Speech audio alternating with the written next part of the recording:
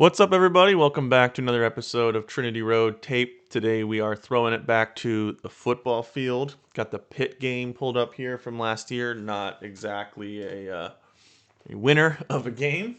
53-34 was the final, but I wanted to look at this touchdown pass. This was the first score of the game for State. A wide open Justin Jolie crossing the middle of the field in the end zone. And anytime a guy comes totally wide open like that, it's interesting, right? It sets off an alarm of like why did that happen? Because he didn't just beat somebody, right? Something happened there schematically, usually whether it's a defensive bust or something like that. And so, wanted to go back and look at this one, kind of talk through what the play was, what the coverage that they saw was, and how they used a motion to trigger a defensive rule for Pitt that ended up breaking. That led to the wide open score, right? So any good defensive coordinator, offensive coordinator, excuse me, will come in with tools to take advantage of whatever rules defense is put into place to deal with certain alignments and motions, etc., things like that.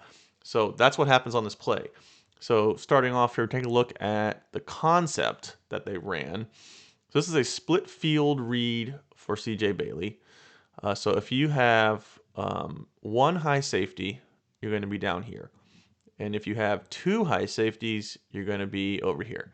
So as you can see, there are two high safeties, right? Here's both of them back here.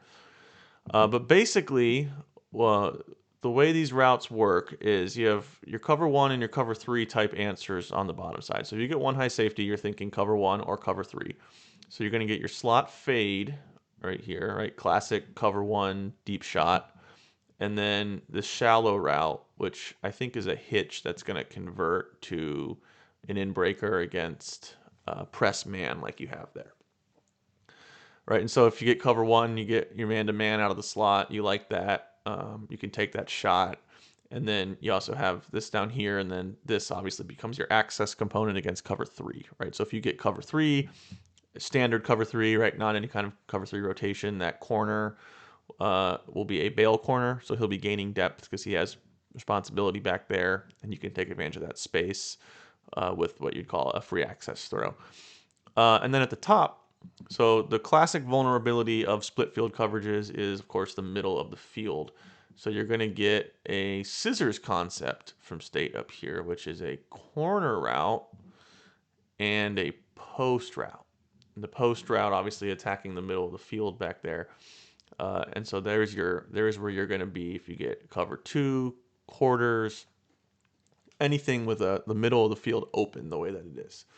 So these are divorced concepts, but it's actually kind of cool how they also work together because the slot fade here against quarters will occupy this safety. He'll have to carry that.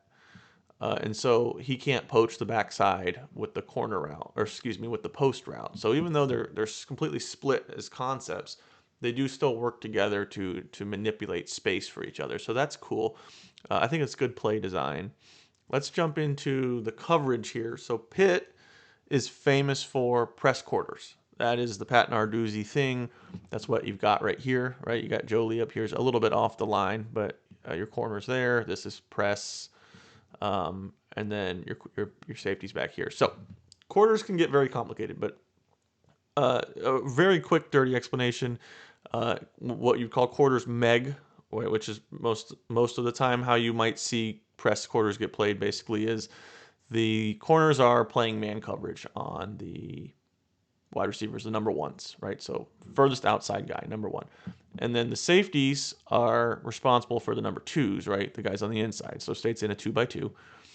If those routes are vertical, and if they're not, then the responsibility comes to the guys underneath, right? So you're kind of able to zone off the middle. So if you get the slot fade here, the safety will carry this. But if you run like a mesh route or something, right, that becomes the responsibility of these guys that are playing zone up in here.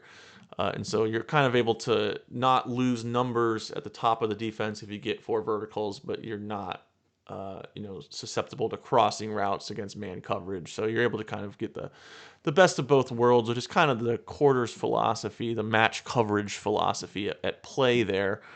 Um, but keep that in mind because while that looks simple, it gets complicated very fast because teams are not going to line up in a 2x2 and run the same thing every single time.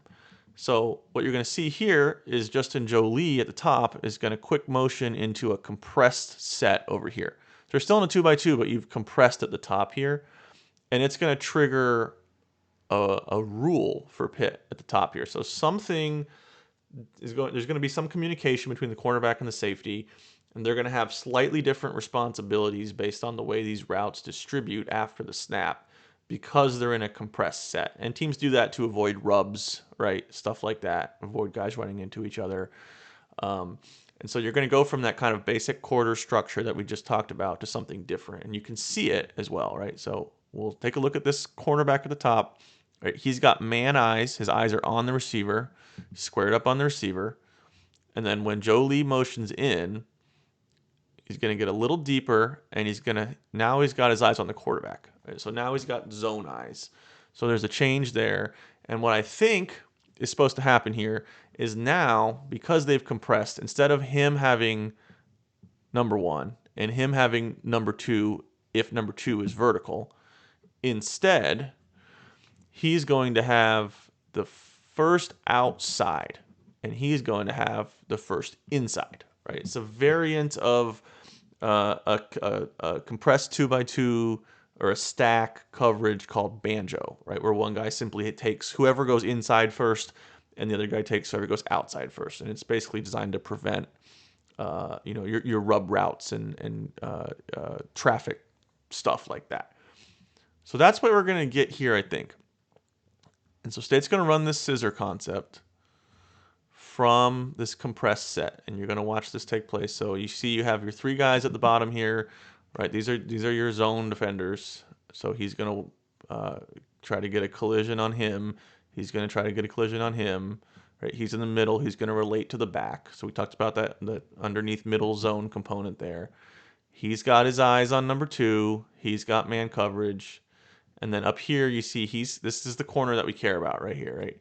So he's in his half turn, eyes on the quarterback, and he's going to take basically whatever comes out here first. So he's going to try to stay even with this and run with that if it breaks this way. But if this breaks first outside, so if Jolie breaks first outside, he's going to have that responsibility. And then this safety will have inside responsibility, right? So if you get your post route, the safety should carry that. Now you're going to see the miscommunication happen here, though, when the scissors route happens. So you see this guy, Justin Jolie, breaks inside. So when he's inside and this is outside, this corner falls off with this. But this safety, for some reason, is still thinking he has deep responsibility for number two, as that the receiver was number two. So you end up getting both of these guys carrying the corner route. This guy's not supposed to carry this, I don't think. He's a zone defender, right? He's supposed to wall. He's gaining depth because he has no underneath responsibility. But he's not supposed to be manning that up. And so then you have your slot fade down here, right? He's occupied this safety. You've confused these two up here, and you've got them to both run with the same guy because their rule broke. They didn't communicate that correctly. And he's wide open over the middle for a touchdown. And then you can see the safety in the corner communicating. So yeah, I think that's the safety's fault. But you can, I don't know exactly what their communication, what their rule is, what their coverage response is to the compression, but that's what it looks like to me. And that little motion, that little tiny switch, is enough to trigger that communication, that change in coverage, and then if you're a really good defense, that's certainly a non-issue. And Pitt is a good defense most of the time, but they botched that coverage. You forced the communication, it got you a free touchdown. So good use of motion, good use of little details to trigger something out of the defense, and then you got obviously the bust from them that allowed it to be 6 points.